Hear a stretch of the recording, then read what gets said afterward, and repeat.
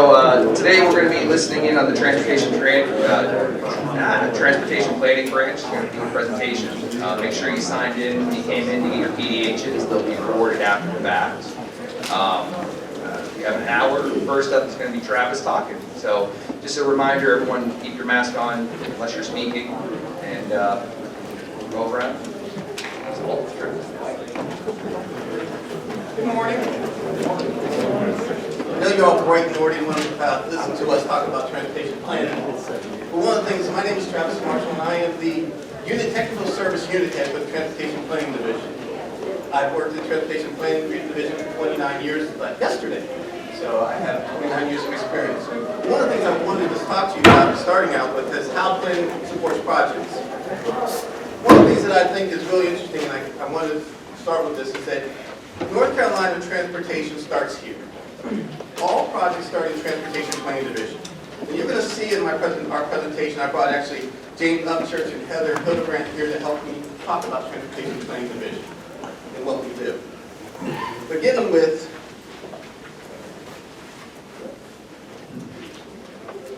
many quarters. Today's topic is the Transportation Planning Branch, our planning mission and our products, our planning initiatives and links to projects. We also do statewide initiatives. We have traffic forecasting and traffic survey group. And as we go through, you'll see why I believe the transportation projects and transportation begins here in North Carolina in Transportation Planning Division.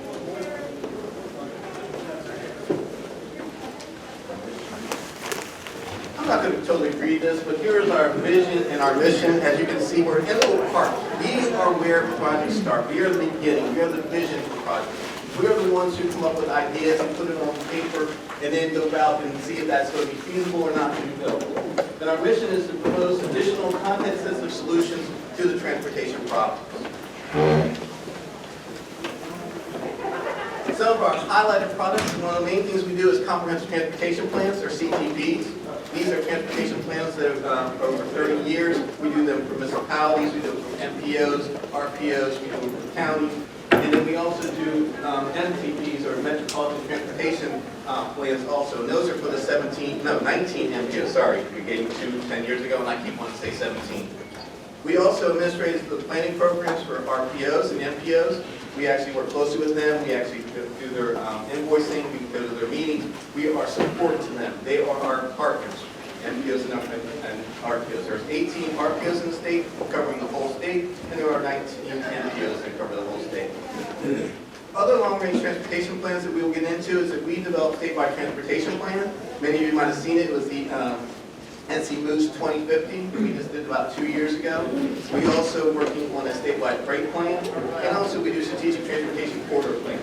So we're actually looking at the corridors across the state of North Carolina. The other things in my department come under my purview is actually traffic monitoring surveys. The counters, the tubes that you see on the road, my department actually puts them out there, my staff does. We also do travel demand modeling. We do models for MPOs, which again are the 19. We also do we're doing a couple special regional ones this year. And then we're also looking at developing 18 basically models for the state of North Carolina. The first one we're going to start with is the one in Albemarle, North Carolina. If anyone knows, up by the Albemarle Sound. And we're also doing one out in the southwestern part of the state. And then we also develop all the traffic forecasts for the projects in North Carolina. The last thing we actually do is comprehensive transportation plans. As I said earlier, that is our main focus. And then we also do metropolitan planning transportation plans. That is for the MPOs. They are long-range plans, 20 to 30 years out into the future. Right now, we're looking at the year of 2045 and 2050 is where our plans are sitting for right now. We also do their multimodal. They deal with highways, rail, public transportation, pedestrians, and also with bicycles. So they are multimodal plans. We also are looking at, we develop cooperatively with the MPOs, the RPOs, municipalities, counties, and the public. We have a big public participation plan to actually get involved in and try to get more input from these areas on what we actually do and what we're looking at for the next 20 to 30 years. And also the key thing is that we provide information to the projects. Purpose and need is actually usually coming from our projects. We develop a problem statement, which is then used to help develop the purpose and need for projects across the state of North Carolina. Again, here's a map showing all of the 18 RPOs and the 19 MPOs. As you can see, we also have our division boundaries on here. And as you can see, one of the things about transportation planning, there really is no rules. Some of the people travel from spot to spot. And so you need to make sure that we're looking at it. It's great to think about, oh, it's the CAMPO, MPO, but people that live in the CAMPO, who are working in the metropolitan area, may live outside the area. So we have to do that planning also. I'm now going to turn it over to James Upchurch. He's going to talk about planning initiatives and links to projects.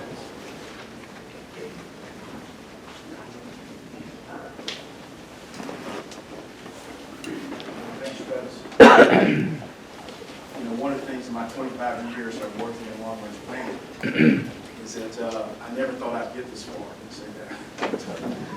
I was a structures guy. I was structural design. That was my concentration. I thought I would design great big ships. That was my profession. He said, "You can do great big ships, James. You're a civil engineer." I said, "Yeah, that's me." But I'm not doing great big ships. Maybe you had that experience as well. So let me ask this question real quick. The reason why we do planning is because it's the law. Right? The legislature has thought it was so important to do long-range planning that they put it in legislation.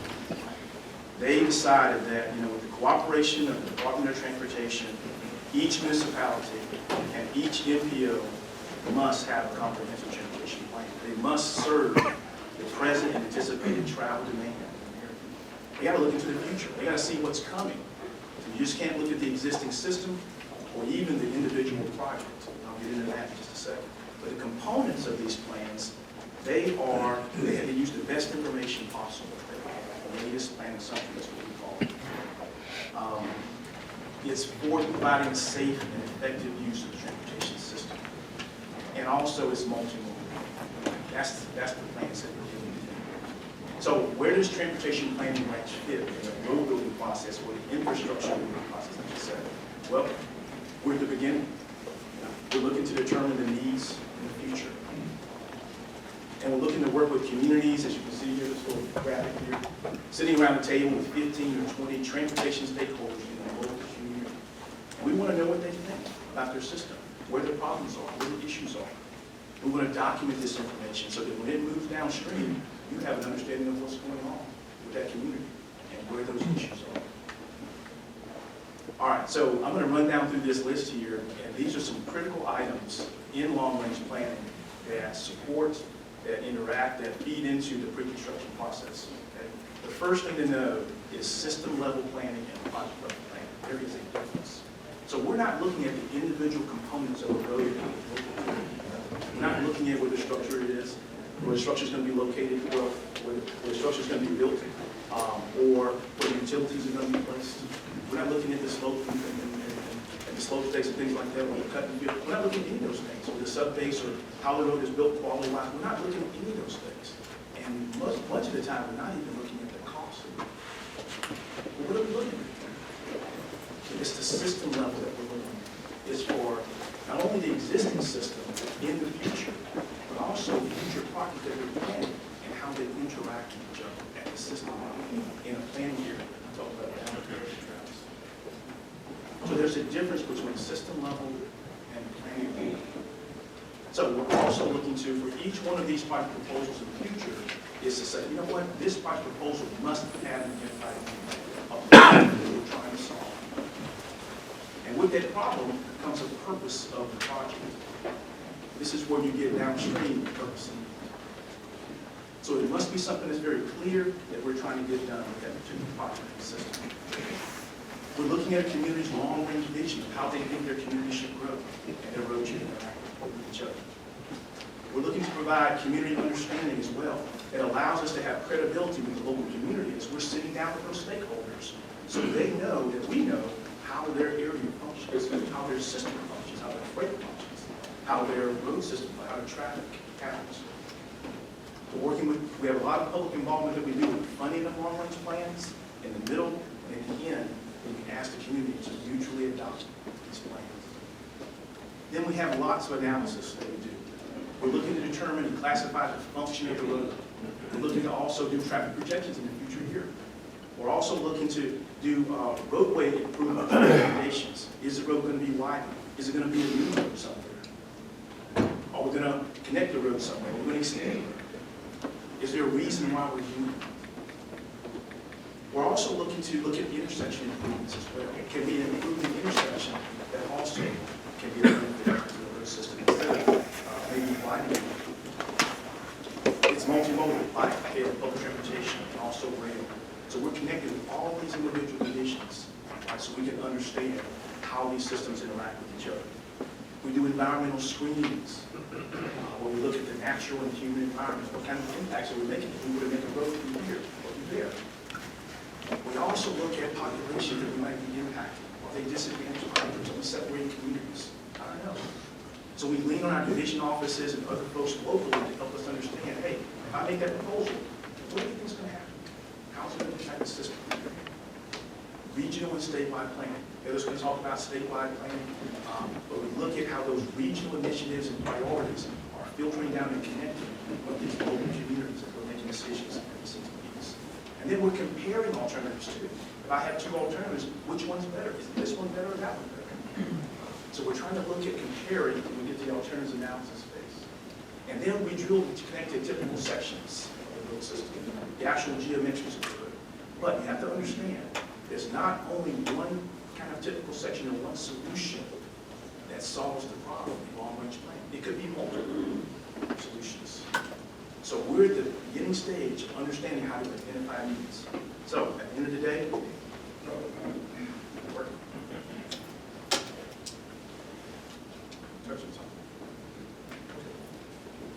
we go. There's also other community interests as well. And what do I mean by other community interests? When we're there talking to the local community, what happens is this. We get requests for everything. We get requests for pedestrian signals. We get requests for things like, hey James, I want a tunnel underneath the sound so I can get to my other side over there. I need a tunnel underneath the water. Tunnel underneath the water. We get requests for things like, can I get 1 foot of pavement? You know, that's the paved shoulder. They don't pay if I just get 1 foot of pavement. Yeah, that's maintenance. That's not a long-range plan. And also, we get requests from local communities like, hey, we're not growing in our community. I stood in front of the county commissioners and they said, you know what? We're not growing, James. How do we grow? That's an economic development question. So we get a lot of things that are off scope or out of the scope of CTP we have to understand. And then there's complete streets where we're trying to respond and connect to the compatibility of our complete streets implementation. All right. So what is our charge in long-range planning? Is to address the existing and future transportation needs. And that's what we do in this system like that. Okay? And we do that with comprehensive transportation plans. That's what we do. So what is a CTP? What is a comprehensive transportation plan? It's a needs-based plan. I should do this right here. It's a needs-based plan. All right. So it represents a community's consensus for their future transportation system to support anticipated growth, development, 25 to 30 years in the future. And it's a mutually adopted plan. Not only does the local area adopt it, but the state adopts it as well. The plan is multimodal, high, light, air, local transportation, so we connect with those modes. And there are other modes too, like air and freight, that we don't do that kind of planning, but the roads connect to. Airports, okay. The roads connect to ferries. So we take that as well. So in long-range planning, you know about the 14 divisions, right? Everybody say yes? Yes. All right. So you know about 100 counties we have, right? Everybody say yes? Yes. All right. All right. Gotcha. All right. But we have what's called a planning area boundary. And we go outside the boundary to make sure what's happening outside the boundary. But when we do plans at the county level, the infield level, and sometimes it's multi-county level. That's the planning area boundary. That's their planning jurisdiction that we work in. And we need all this analysis in the future year. So what is our goal? We're looking to build a bridge of trust. That's our goal. When we're there at those stakeholder meetings, they're trusting us to walk them through the process to explain how do we build all this infrastructure that we might need in the future. We're the first line to talking about that with them in their system and how it interacts together. All right, and we do this through system-wide analysis. I got to go. So we we have a process of developing the CTP. It's a lot of steps, right? But these are the 7 phases. First, we set it up by collecting data, and we initiate the CTP by contacting the local area. Then we start to set up the study scope. What's going to be involved in the study? How long is it going to take? Who's involved? Right? Who's going to be our stakeholders and steering committees? Then we begin to go out to the public to see what they think about the system. A goals and objectives survey that helps us to develop with that community a local vision about their system, their transportation system. And then we decide what roads are going to study. You go back. So in the system assessment phase, this is where we start to analyze the existing and the future system. So we can take a look at, are there any improvements that we need to make in highway? We do an extensive analysis with a lot of things that we're working with there. But at the end of the day, right, we also can look at how the roads are interacting with each other. We haven't done that, very much in the years past, but we're going to start doing more of that. In the alternatives analysis, now we're deciding, is this proposal, has it been impact? Does it have an impact? So we're doing environmental screenings and all kind of different analysis to see, hey, does this proposal rise to the top and has it been impact? Sometimes we do it well. In years past, I've seen we have done it. So we get all kinds of proposals. And then we have the draft plan. That's a set of proposals, a set of recommendations, not just one project, but all of them in the future that we think we might need. We adopt a plan, we close out the study, and now we have a CTP. All right, but there are 4 keys to success in CTP. These are the 4. Number 1, we have public involvement. Number 2, right, we have community understanding. Let me go back to public involvement, which I'm going to say this. When I talk to the public and when I listen to this, look at surveys and stuff, I don't want the public telling me why they think the problem is there. I want them to tell me from where. I've got 9,000 individuals that can help me if I can't figure it out. What's the problem? Is it a cyclist problem? Is it a congestion problem? Is somebody getting hit there? What's going on right there? And then what do we need to fix it? So the public is essential because they ride the roads every minute and they know where everything is. So that's a specialized knowledge. Community understanding. We're building a bridge of trust. We're letting them know we know how your roads function. We know how your system works. And it works like this. We're showing them the mapping information. Latest planning assumption. We have to have the latest data. We can't have old data. That's not going to work. And finally, when we get a set of proposals, a set of recommendations, we have to come back around, we should come back around to the goals and objective surveys and see, are we meeting those expectations? Are we meeting those needs that they identified what problems are in some fashion? So those are the 4 keys. All right, so this is all the steps. It takes 1 to 2 years to do a CTP. Can't go all through it. I don't have enough time today. Okay? We'll talk about that later. All right, so all of this is supported by what we call the North Carolina Planning Geodatabase. It's a geodatabase that we've shifted gears in long-range planning. They have places, one location where planning starts. This is where all the data that you need to begin to do long-range planning. You need the NTP, GTP, doesn't matter what it is. But this database is provided to our MPOs and RPOs at their request, where you can clip out their area and all 100 GeoDatabases go with it. Latest information at any time. It has all the metadata and supporting information that points to the authoritative sources, and it's coordinated with Atlas. What does that mean? It has the same authoritative sources that Atlas has. And we make sure that we maintain so we have to keep checking all the time. All right, so some of the planning products that come out of the long-range planning are mapping, recommendation maps. And we have lists that are colored to show what kind of recommendation it is, where it's located, what kind of color it is, right? What kind of recommendation it is. For highway, right? Then we have analysis maps that mirror the modes. It gives them a little more detail about what's happening in the existing system with these analysis maps. And then we have tabular information like the inventory table, what we used to call street index, which breaks down every link on that system and how it can change. So capacity, speed, things like that. That is generated. That's auto-generated by the database. Now, follow me here. Just because it's auto-generated doesn't mean that you need to verify it. They got to go back and verify that data. They got to do that work. Right? You can't do an analysis until first you say, you know what, this data is good enough. It's good enough. And then I can perform the analysis. And that's what's getting generated. Auto-generated. All right, but one of the most important products that links pre-construction is what we call a project sheet. It's where we start to transition from system level planning and we extract that information, and now we have project level information. We had a committee some years ago called the CTP 2.0 committee, and they were very instrumental in helping us understand that. What do we need to give you so you can start the infrastructure building process, or road building process, or like you did, facility building process? What do you need to have? And that's located right now in this project sheet. So what's in there? Well, we got the county name, the project name, we got the identified need and the purpose of the project. We got project limits, vicinity map, and the highway improvement type, right? It's the classification of the highway improvement type.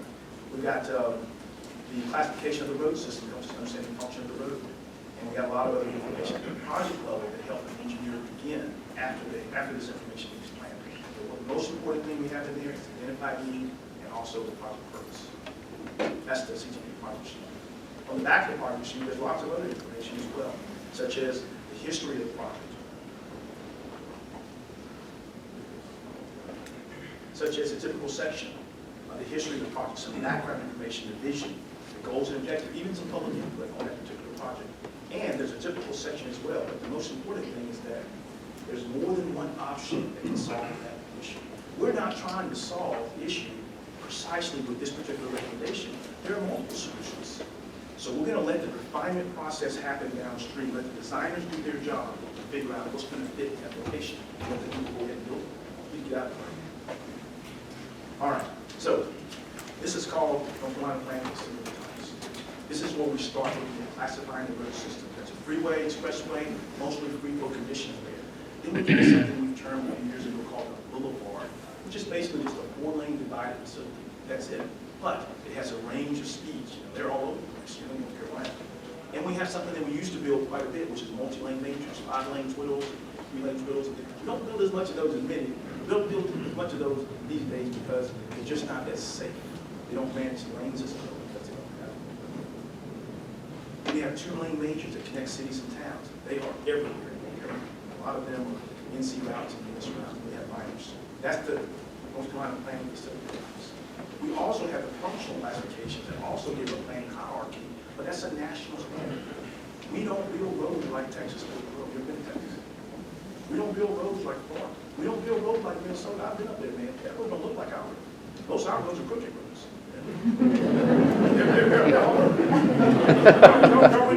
They're hard.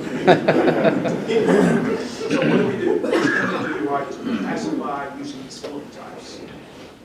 And we're looking for system bottlenecks. We're looking for how big roads go into smaller roads, go into big roads, so we can see, hey, is there a problem here in the future that we need to correct? We're looking for system continuity, so the system will work. Big roads and small roads. Remember, this is long-range planning, system level planning. All right, so follow this sequence of analysis. First, we classify the road systems using these 6 facility types. Then we do a congestion analysis, volume over capacity, on these road systems to see, do we have a presence of congestion anywhere in the entire system? Then we're at an opportunity now, we say, you know what are we going to do about this congestion?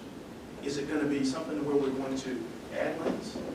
Or maybe a relocation road to reduce the pressure off of another road? Is it going to be something where we add medians, where there's too many conflicts, you know? Maybe you've heard of something called synchronized streets. We used to call them the other word, but I'm not going to say that word. Or we're managing lanes now. Or maybe it's something that we need to modernize or update because of safety. So then we look at intersections, and there are 4 classifications of intersections: working with mobility and safety, children on microservices, all moving intersections, enhanced moving intersections, grade separated, and interchanges. But we want to focus on enhanced movement. What is that? That's a term that we call an umbrella term to capture alternative design intersections, modern intersections, you call them RCIs. You've heard of roundabouts, right? There you go. And what they do is they improve the capacity throughput of an intersection without having to widen the road and interrupt the community as much. So it's an opportunity for us across North Carolina to identify any potential enhanced intersections. And we're basically going to do this through looking at the capacity, see if there's a capacity issue, looking at the boulevards, multi-lane majors, and 2-lane majors. and to see, do we have a congestion problem here? And is there anything that has a candidate for enhanced intersection, which are one of these categories of roads, highways? It costs less, it's less of a footprint, and you don't have to ride the whole road right from the river all the way to the intersection. This is a big deal. Workability and safety like this. We also bike and ped analysis as well, which we're looking at all sorts of bikes, whether there be bike lanes, buffer lanes, see that sidewalks, all of that's being looked at as well. And then we're looking at public transportation, analysis there, trying to use all of these systems to connect, whether it be trains, whether it be buses. And of course, we have this guy right here. I don't think we have too many of these in North Carolina, but I have seen them in the Philippines. All right, so this is how this works. I'm going to go ahead and put the slide up because my time is running short. Roadway improvements, that's the first thing we look at. Multimodal improvements with bike and ped. And then we look at public transportation, grading those classifications. And one of the key things we look at on these maps is there's a little star that indicates, is it a highway incidental? Is it a multimodal proposal that's connected to a highway project? So this way we know it's included in the highway project versus a standalone or a separate project. It helps our STIP people that we love this stuff. What's our responsibility today? To provide the reasons why the project exists. That's what we're doing through our plan documentation. This is my last slide here. Our plan documentation is very, very critical because it helps everyone downstream. We serve multiple audiences, the general public, elected officials, our planning partners, and also our internal partners, and many resource agencies. They look at all the documentation. Spot, prioritization, project scoping, project development, roadway design, and ultimately construction. This is my last slide. I just want to let y'all know that our number one charge really is in North Carolina communities, we are building a bridge of trust by giving them the information they need, helping them develop these plans. But behind that, we also building trust with you all by putting in good plans, not putting in unrealistic plans or plans that don't make sense, things like that. So we're working towards it. So your feedback is necessary.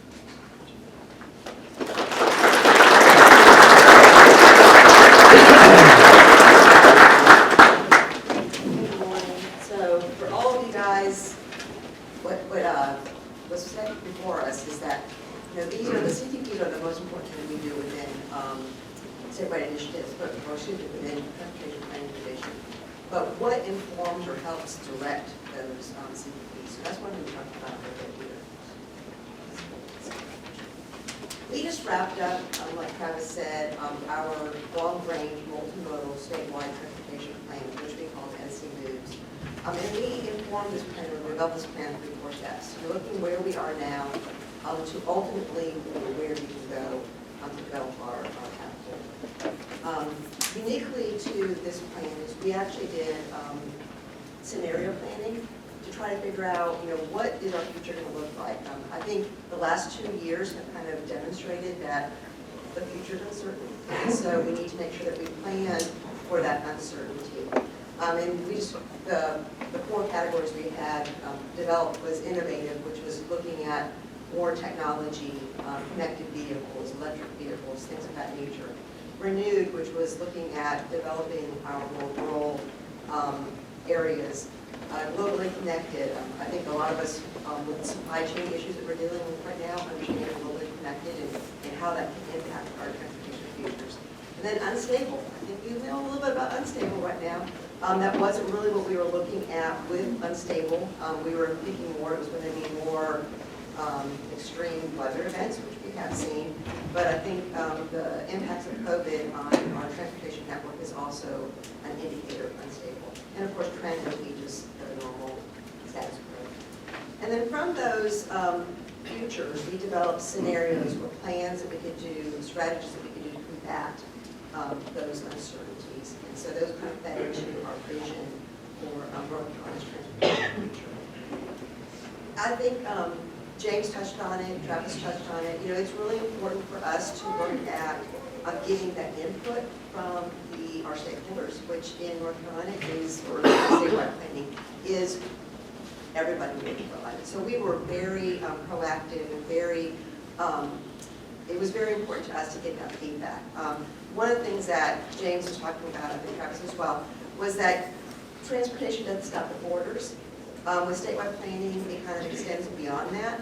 We're not just looking at counties, we're not just looking at FPO boundaries, we're actually looking at statewide boundaries and how that interconnectivity outside of North Carolina.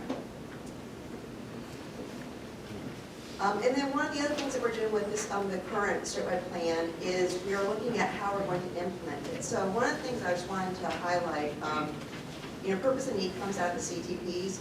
Out of the statewide plan, it is more a vision for how we're going to move North Carolina.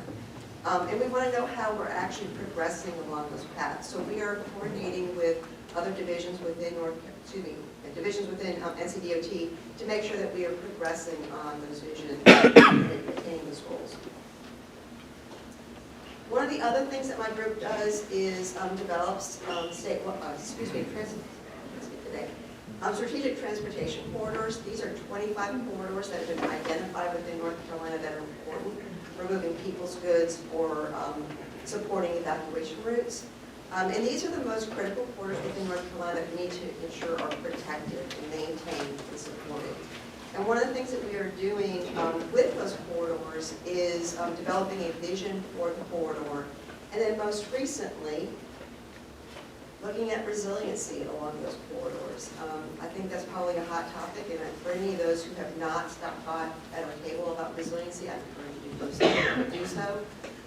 That is a charge that we have at looking at resiliency from, the planning all the way to the construction and maintenance of the facility. It is critically important to look at resiliency moving forward and how we can ensure that that what we are building is not only resilient to future change or impacts due to weather events, but that it supplies the connectivity that we need or the redundancy that we need to be having events that shut down our facilities. One of the other things I think that James touched on was freight planning. So, the statewide plan kind of pulls together all of the planning that is done within the department, whether it be rail, aviation, ferries, ports plans. We kind of wrap those all in there. But freight is such a critical component to the movement of goods, services. Pretty much anyone who's not making it in this room depends upon freight.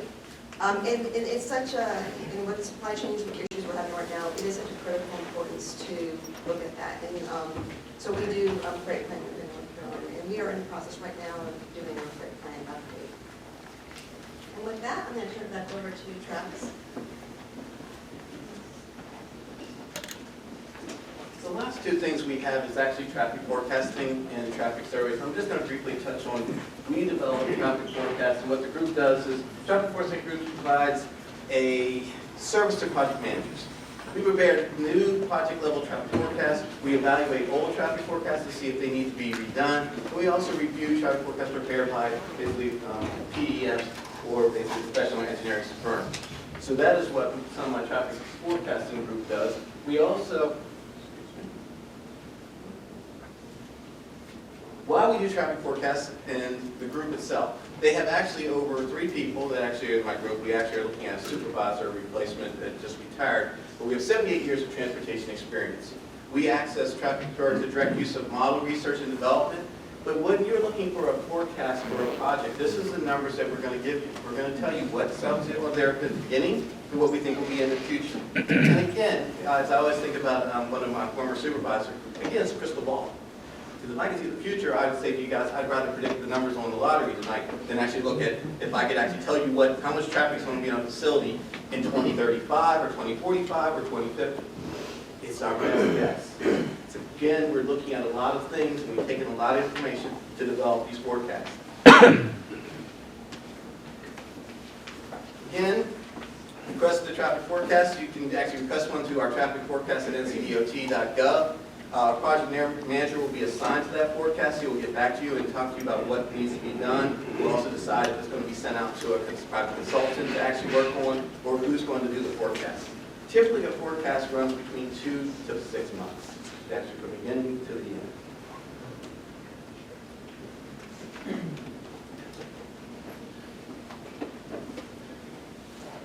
also evaluate traffic forecasts. As you know, we look at the traffic forecast, we give you a traffic forecast, the project doesn't get built, right?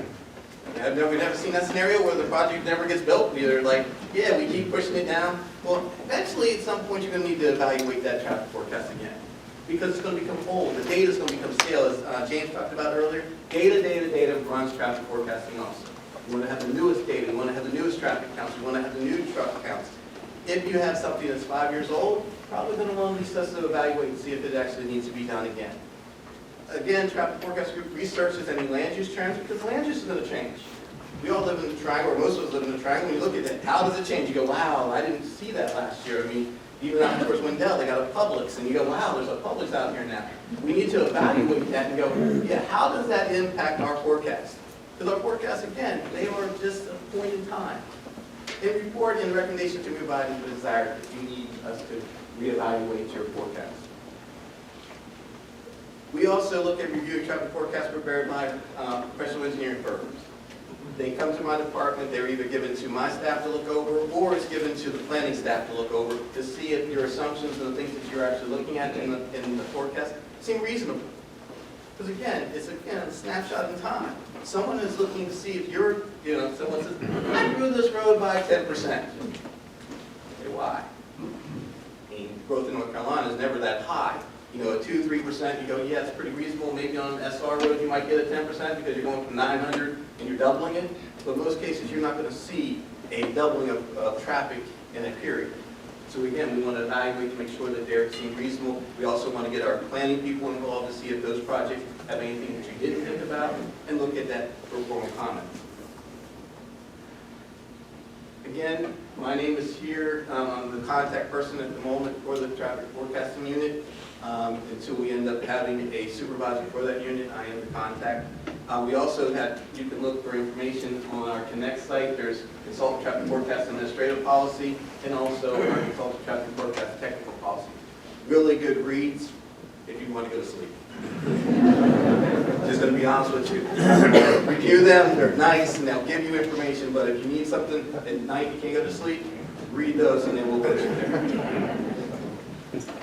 The other group that comes under my purview is actually the traffic survey group. Anyone ever seen those tubes across the road? Drove over them? Yes. I have a staff that actually puts them out.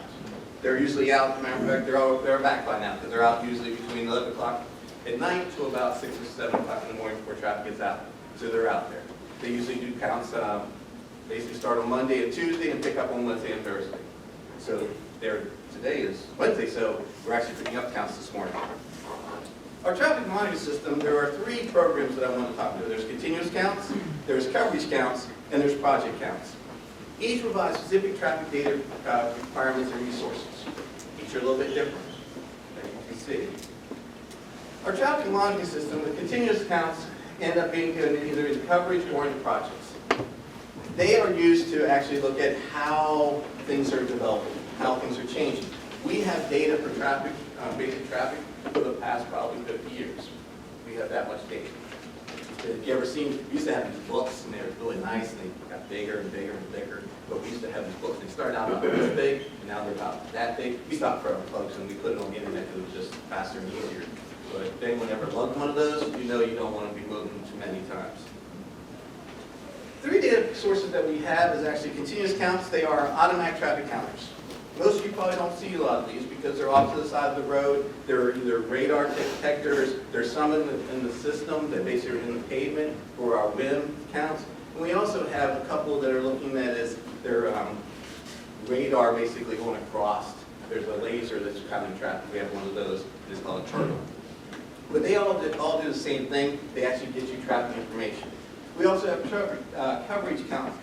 And those are our portable traffic counts. Those tubes that you see, if you ever see, sometimes you see 1 tube, sometimes you see 3 or 4 tubes.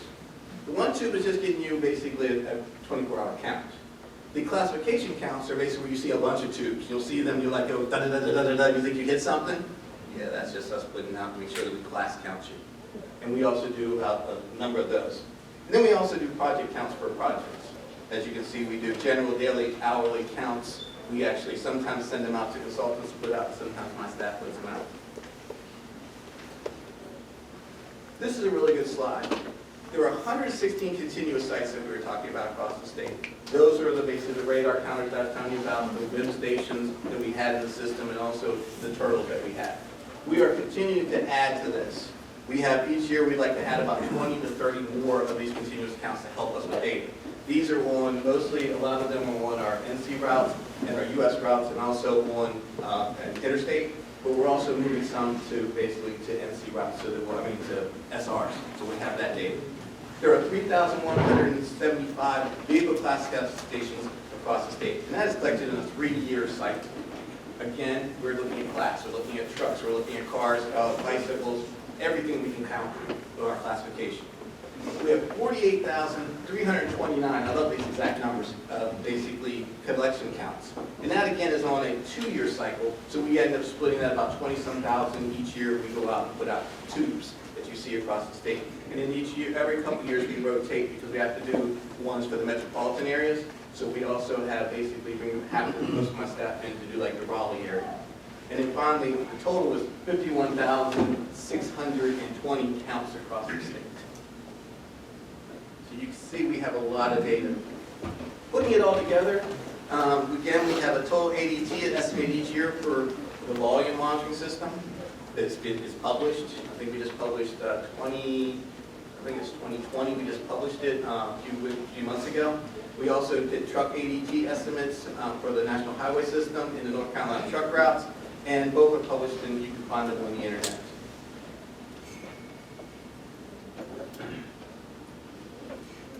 I will now open up the questions, but the other thing I just wanted to show you is as we went through with James's presentation and Heather's presentation, transportation projects and forecasting in the future begins here in Transportation Planning Division. As you've seen from our presentation, this is where projects begin. And I'll open it up to any questions.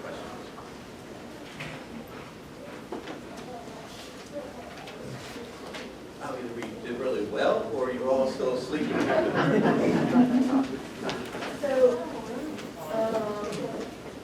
I'm not allowed, I don't, there's so much I don't know, and this is a great presentation. I'm curious about the planning geodays, that it's coordinated with Atlas. So what's the difference between the geobase and Atlas? Like, what does one have, the other one doesn't, or just how are they the same, or how are they different?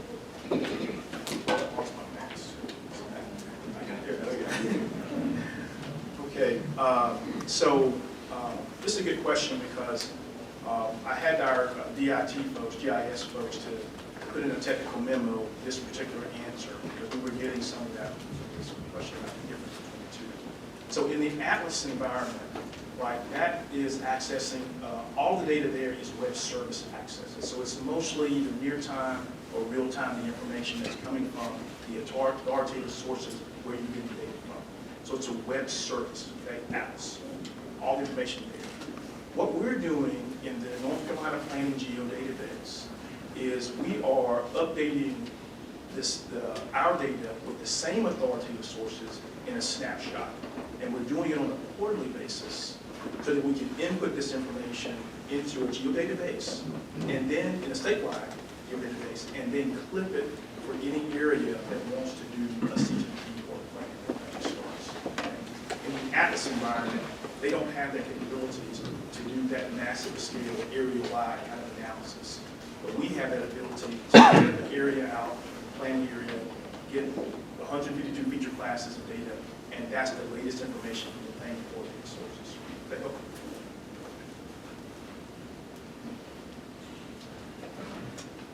That's good. So, planning, have y'all, you've heard of like the Pell process that's putting the environmental linkage, planning environmental linkages earlier to the system. So do you see NCDOT moving more toward a Pell process? And where do you, I know y'all do an environmental screening, but Pell dives deeper. So how do you see that going forward? Absolutely. We are very much aligning, trying to feed into Pell. Planning environmental linkages. I don't know if I mentioned that in my presentation. It was pretty fast, a lot of information. But there are about 5 or 6 different categories that we really want to extract out from long-range planning, from the plans, to help feed into Pell, or planning and environmental linkages. information that they're going to use downstream in the project development process, and they're going to do more extensive analysis in these areas. So the areas are things like environmental screening.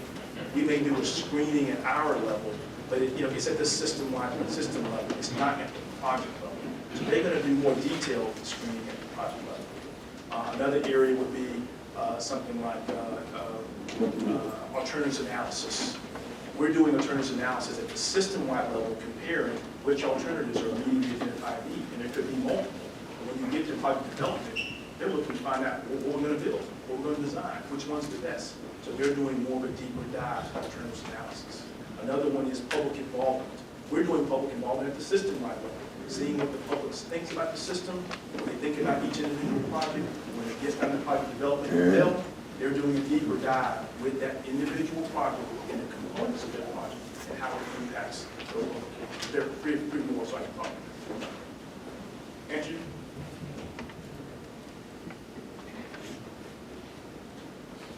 Hey, Travis, I wonder if you wouldn't mind commenting on the validity of the 2020 AADT estimates? Good question.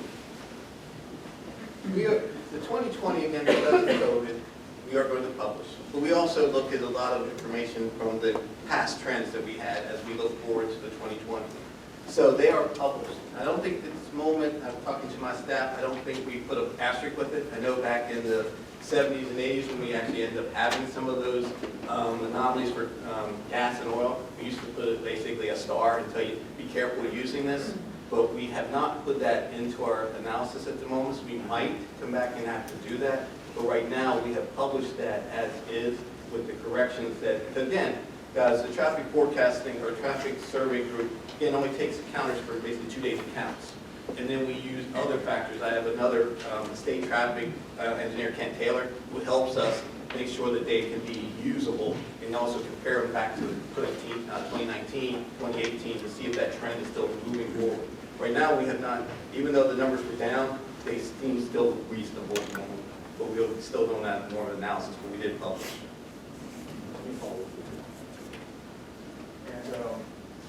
And, we're doing long-range planning, so sometimes we get anomalies, right? And this is here clearly because of COVID, and we have some traffic counts within the whole state of North Carolina that are very different than the normal trend. So we're taking that into account. So it's very likely that that will be an anomaly that we'll just kind of hop over. But it doesn't mean there's not information that we can't learn about what were the impacts of the system because of 2020 traffic or 2019 traffic.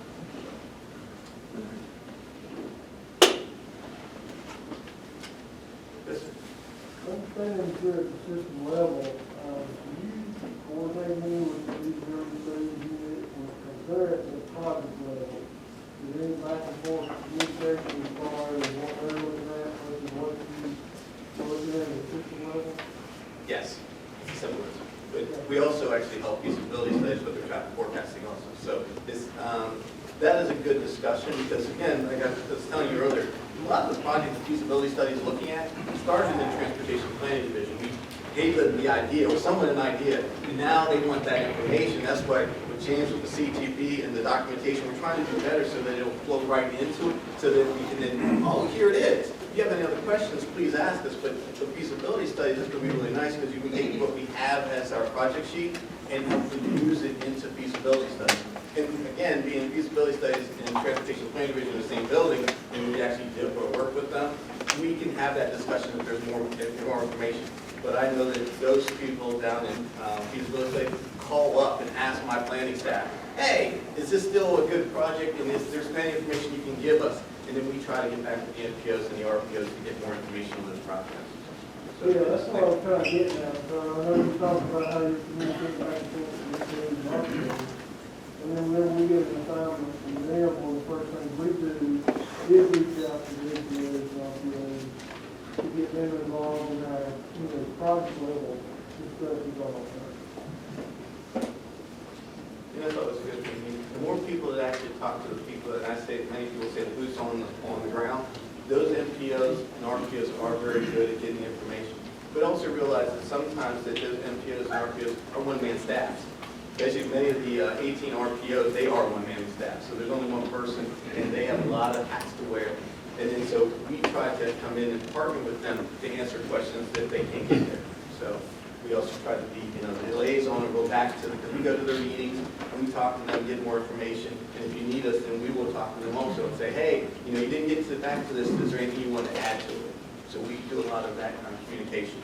And one of the things that I can say to you guys is that, RPOs and MPOs, one of the things, for a while, we looked at them as, our customers.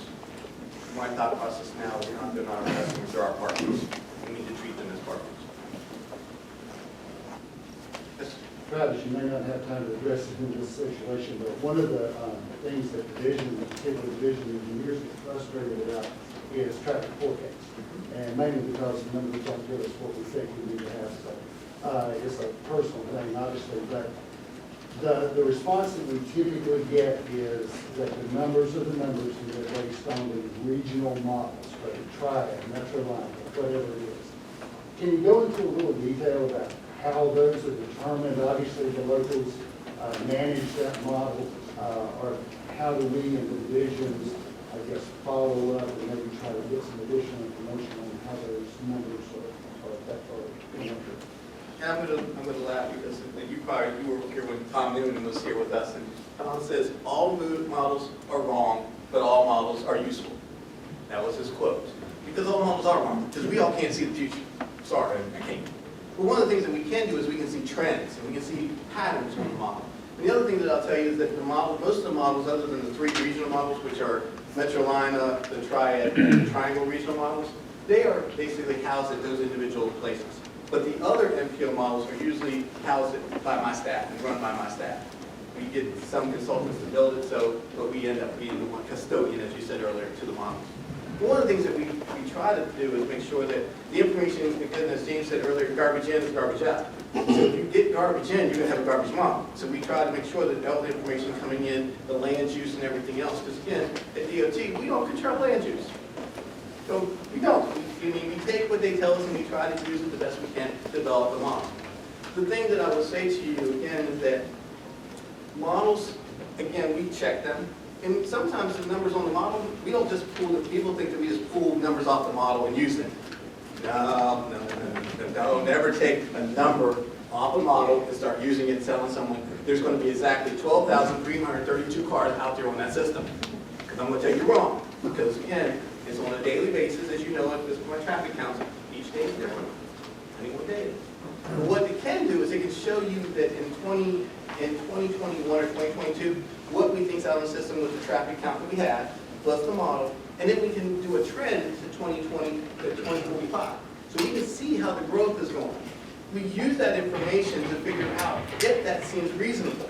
Because again, if you look at a model, we're calibrating on the base year, which will be like now 2022 traffic. And then we're also looking at what it looks like in the future. Again, the assumption is the land use is going to be what we think it is in 2040 or 2045. So again, if you think that the land use is correct and you trend line it, even if your number on the model is say, usually we do within 10% on all our station counts, we try to be within 10%. If it is off, we still use the traffic count that we have, and then we trend line using the trend line from the model and use that trend difference to get to our future year. Then we go back and check it with locals and say, hey, does this seem reasonable? So it's not that we sit and take a forecast and just grab numbers. A lot of people think, you got a model for 2045, you just pluck that number off there and go, you've got 20,820 cars out there. No, can't do that. Again, because you might have started out being already high in the base year, and so that trend in the future is going to be high. Or it could be that you're low in the future, and it makes it so that it's low in the future years. So we have to adjust. One of the things that, again, the many people know Tom Noonan says, forecasting is an art. It's not really total engineering. Because you got to massage, and you got to look at things, and you got to make sure your assumptions are correct. So it isn't like you just say, I know that it's going to be right. One of the things that we always talk about with forecasting, and I know a lot of people want to go, you want us to tell you exactly how many cars are out there in 2050. I'd like to. Awesome. But I can't. We're never going to be able to. I can't really tell you because I can't really see the future. Just like you said, did anyone expect COVID to last 2 years? We were COVID, there's gonna be a different pattern. People have changed. People decided, I mean, we're all here today, but mostly a lot of these things have went virtual, have they not? Do you go to the office every day? Do you now make trips during the day that you didn't make before? How do you shop? I mean, I laugh because, I used to go to the food line and, walk a little buggy around. Now I put in an order and I go and I drop it, they drop the stuff in my trunk and I drive off. And sometimes I use Whole Foods and they'll deliver to my house.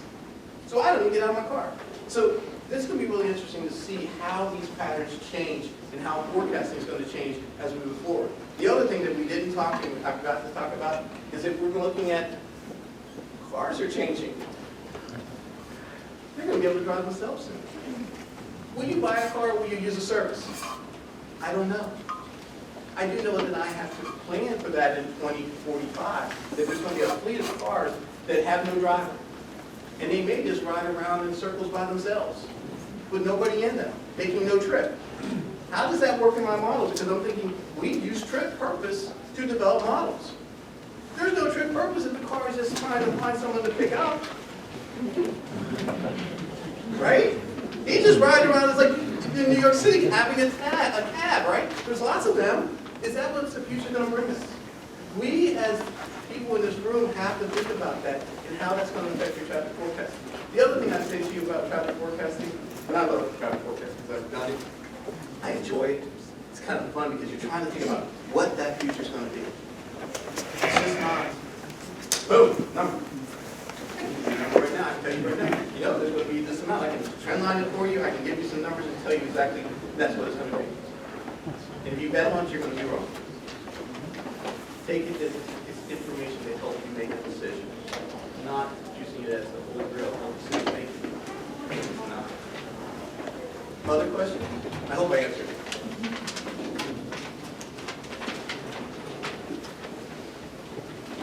Brian, let's turn it back over to you.